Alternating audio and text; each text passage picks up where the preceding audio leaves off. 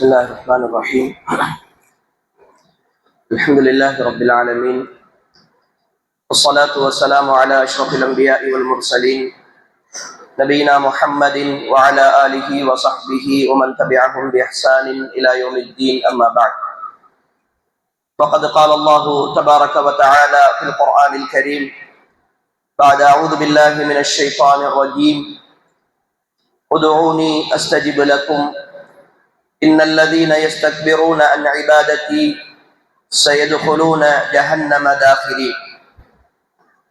அளவற்ற அருளாளனும் நிகரற்ற அன்பாளனுமாகிய எல்லாம் வல்ல அல்லாஹுவின் திருப்பெயரால் ஆரம்பம் செய்கின்றேன்.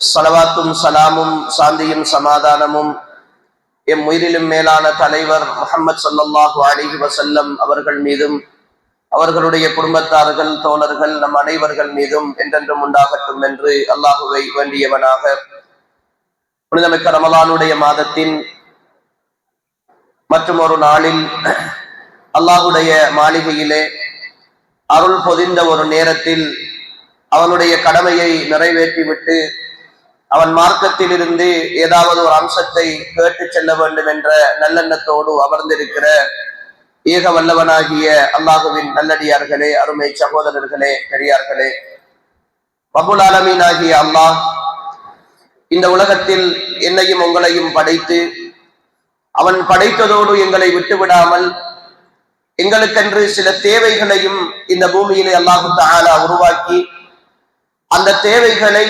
அவனிடத்தில் இருந்து நாம் கேட்டு பெற்றுக்கொள்ள வேண்டும் என்கிற ஒரு வழிமுறையையும் இந்த உலகத்தில் எங்களுக்கு அவன் விதித்திருக்கிறான். வெறுமனே எங்களை படைத்ததோடு மட்டுமல்லாமல் எங்களுக்கு தேவைகளை உருவாக்கியதோடு மட்டுமல்லாமல் அந்த தேவைகளை, அந்த பிரச்சனைகளை, எங்களிடத்து வருகின்ற சிக்கல்களை நாம் அல்லாஹ்விடத்தில் இருந்து அதற்கான தீர்வை பெற்றுக்கொள்வதற்கான ஒரு வழிமுறையையும் அல்லாஹ் தஆலா வைத்திருக்கிறார். அந்த வழிமுறைக்குத்தான் நாங்கள் துஆ அல்லது பிரார்த்தனை என்று நாம் சொல்லுகிறோம். அன்புக்குரியவர்களே, இந்த பிரார்த்தனை என்கிற விஷயத்தை பொறுத்தவரை ஏதோ ஒரு வித்தியாசமான விஷயமாக அல்லது நாம் செய்கிற அன்றாட வணக்க வழிபாடுகளில் இருந்து மேலதிகமான ஒரு விஷயமாக இந்த துஆவை நாம் பார்த்து பழகி இருக்கிறோம். அதனால் தான் நோன்பு வந்தால் அல்லது ஏதாவது ஒரு பிரச்சனை ஏற்பட்டால், ஏதாவது ஒரு தேவை ஏற்பட்டால் மட்டும், ஒரு மன கஷ்டம் ஏற்படுகிற பொழுது மட்டும் நாம் கையேந்துகிற அல்லது தேவையை முறையிடுகிற ஒரு விஷயமாக இந்த பிரார்த்தனை என்கிற விஷயத்தை நாங்கள் பார்க்கிறோம். அன்புக்குரிய சகோதரர்களே, அல்லாஹ்வுடைய தூதர் ஸல்லல்லாஹு அலைஹி வஸல்லம் அவர்கள் சொல்கிறார்கள், அத்துஆஉ ஹுவல் இபாதா. பிரார்த்தனை என்பதுதான் ஒட்டுமொத்த வணக்கத்தினுடைய சாராம்சம். எந்த ஒரு வணக்கத்தை எடுத்துக்கொண்டாலும் அந்த வணக்கத்தினுடைய அடிப்படையான அம்சம் நாம் அல்லாஹ்விடத்தில் பிரார்த்தனை செய்தல் என்பதுதான். ஏனென்றால் எப்பொழுது என்னுடைய உள்ளம் அல்லாஹ்விடத்தில் பிரார்த்தனை செய்ய வேண்டும் என்கிற உணர்வோடு இருக்கிறதோ அப்பொழுது நான் அல்லாஹுவை முழுமையாக சார்ந்திருக்கிற, அல்லாஹுவை முழுமையாக நம்பி இருக்கிற அந்த ஏகத்துவ கொள்கையின் உச்சகட்டத்தில் நான் இருக்கிறேன். அதனால் தான் அல்லாஹு தஆலா அவருடைய திருமறையில் பிரார்த்தனையை பற்றி சொல்லுகிற பொழுது, உதுஊனி அஸ்தஜிப் லக்கும், என்னிடத்தில் கேளுங்கள், உங்களுக்கு நான் நிறைவேற்றி தருவேன், பதிலளிப்பேன்.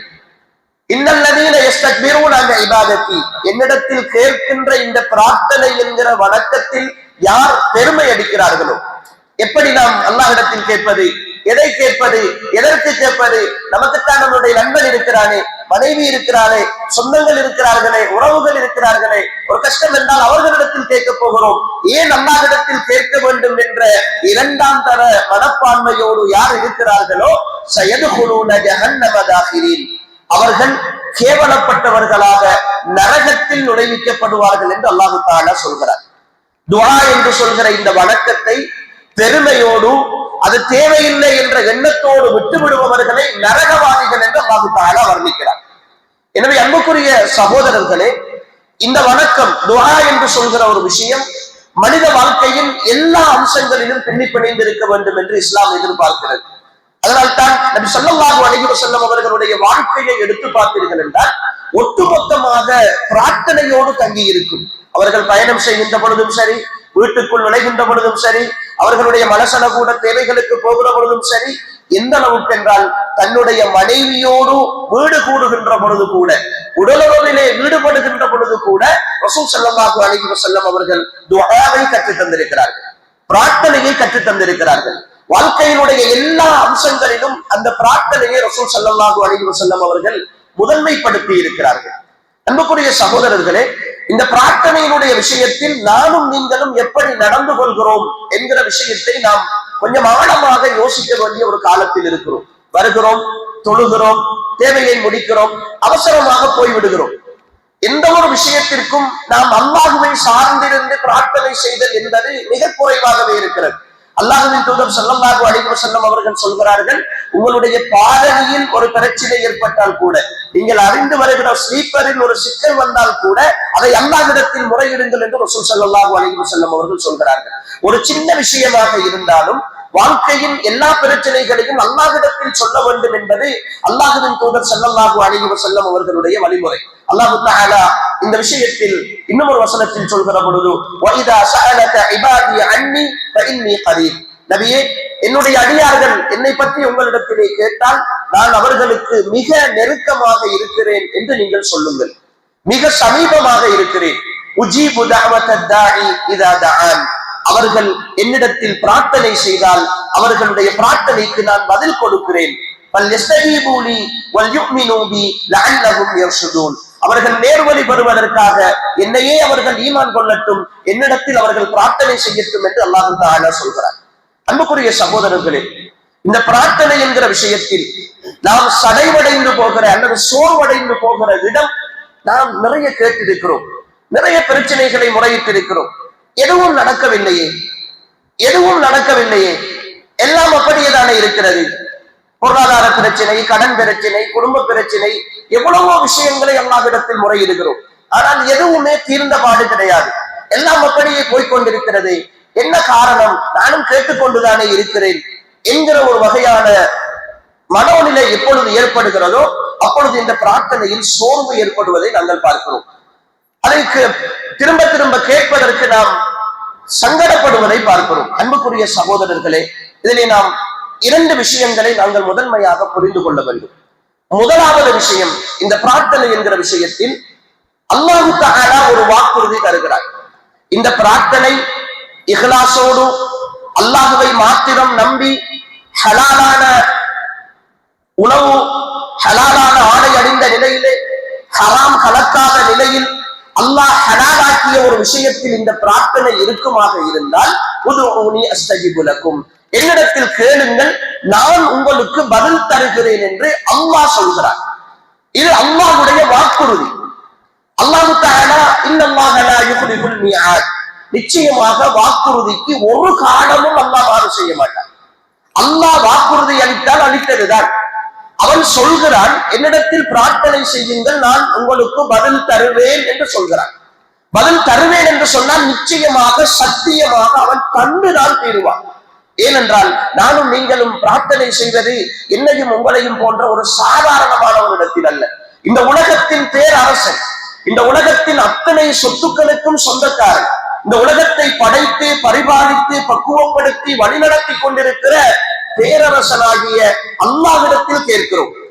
வல்லாஹுல் கனியு வ அன்துமுல் ஃபுகரா, அவன் மட்டும்தான் செல்வந்தன், மற்றவர்கள் எல்லோரும் ஏழைகள், தேவையுடையவர்கள் என்று அவன் சொல்லுகிறான். அவனிடத்தில் நாம் கேட்கிறோம்.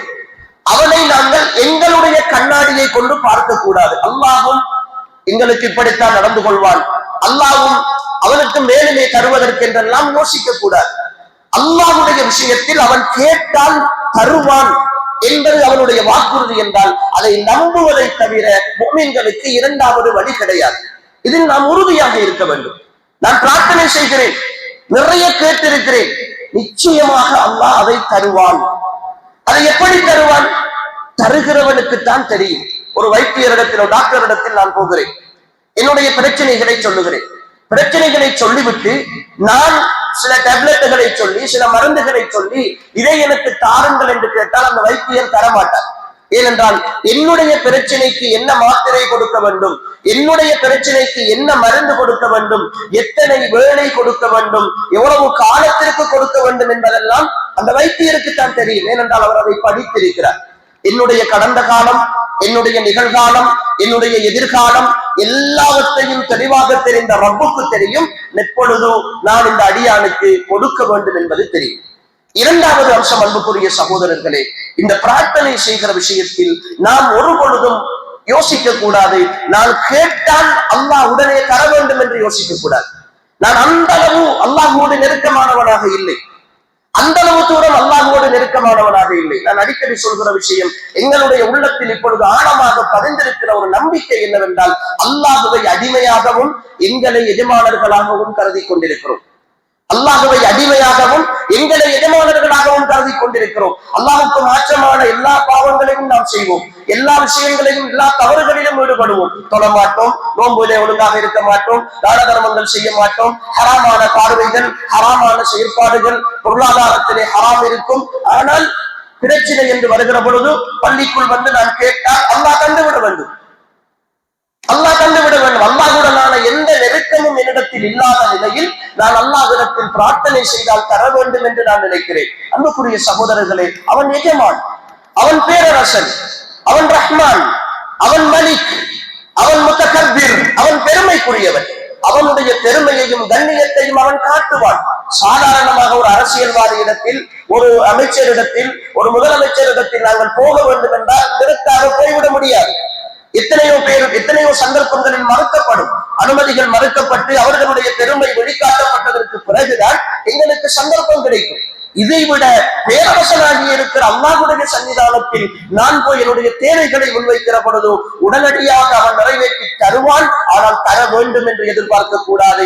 நான் கெஞ்சுவதையும் கதறுவதையும் அழுவதையும் கண்ணீர் வடிப்பதையும் ரஹ்மான் எதிர்பார்க்கிறான். அந்த எதிர்பார்ப்பை நான் நிறைவேற்ற வேண்டும். எனவே அன்புக்குரிய சகோதரர்களே, பிரார்த்தனை என்பது அல்லாஹுக்கு முன்னால் நான் அடிபணிகிற ஒரு உன்னதமான வணக்கம். அந்த வணக்கத்தை நாம் கண்ணீரோடும், அந்த வணக்கத்தை நாம் கவலையோடும், அந்த வணக்கத்தை நான் அல்லாஹுக்கு அடிபணிந்த நிலையிலும் அல்லாஹோடு நெருக்கமாக இருக்கிற நிலையிலும் நிறைவேற்றுகிற பொழுது இந்த உலகத்திலும் சரி மறுமையிலும் சரி என்னுடைய எல்லா பிரச்சனைகளையும் அல்லாஹ் தஆலா நிச்சயமாக சத்தியமாக நிறைவேற்றி தருவான் என்ற நம்பிக்கையோடு எங்களுடைய பிரார்த்தனைகளை நாம் உயிரோட்டமுள்ள பிரார்த்தனைகளாக கழித்துக் கொள்ள வேண்டிய தேவையோடு இருக்கிறோம். எல்லா தேவைகளையும் அல்லாஹ்விடத்திலே முறையிட்டு எங்களுடைய பிரச்சனைகளுக்கான தீர்வுகளை அல்லாஹ்விடத்தில் இருந்து பெற்றுக் கொள்ளுகின்ற நல்ல நம்பிக்கையுள்ள இஹ்லாசுள்ள தூய்மையான முஃமின்களாக அல்லாஹ் தஆலா என்னையும் உங்களையும் ஆக்கி அருள்வானாக. ஹாதா மா இன்தி வல் இல்மு இன்தல்லாஹ் வ ஆகிரு தஅவானா அல்ஹம்துலில்லாஹி ரப்பில் ஆலமீன். அஸ்ஸலாமு அலைக்கும் வ ரஹ்மத்துல்லாஹி வ பரகாத்துஹு.